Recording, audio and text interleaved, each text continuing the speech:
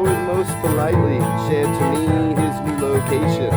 His words, they were unsparing as he told me of a woman who stood in many buildings and covets your attention, an able secretary of highest renown.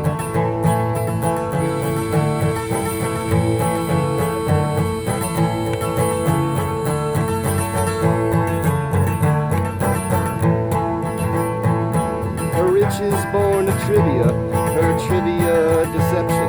Her deceptions are as thread, as she slyly wove a garment.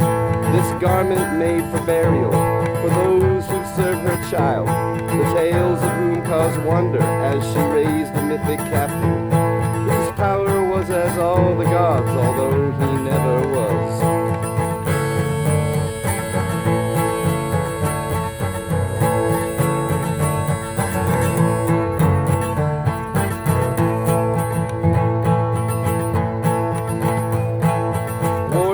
And blood and maimed civilians are her tailings. Her spies are quick and cunning.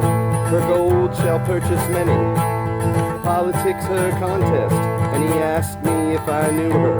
In name only I replied. So Howard left me hurriedly, and I continued on.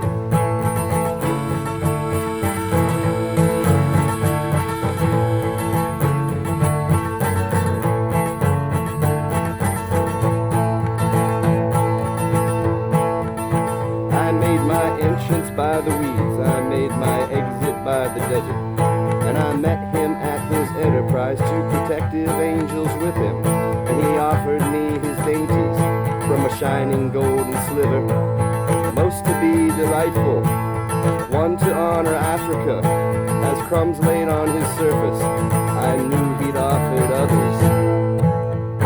I looked at it a second time, a golden confectionery mold.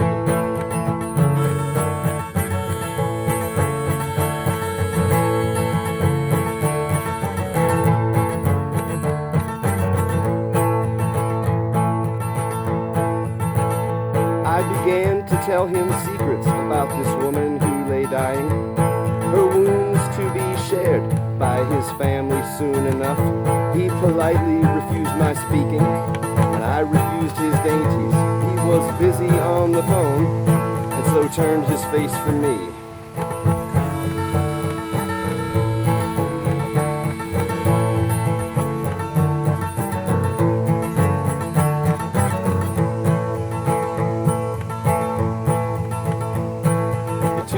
Gestured lightly, made their exit by the weeds. I remained and watched him, my mission nearly over. His hair was dark and oily, not as I remembered. His head was shrunk, misshapen, and I left him to his toil.